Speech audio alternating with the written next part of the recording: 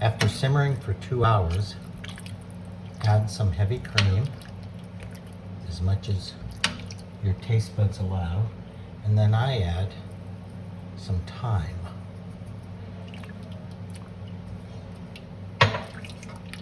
And that, after simmering for just another minute or two, is your squid soup. The last thing to do is to put your squid soup in a bowl, just like that.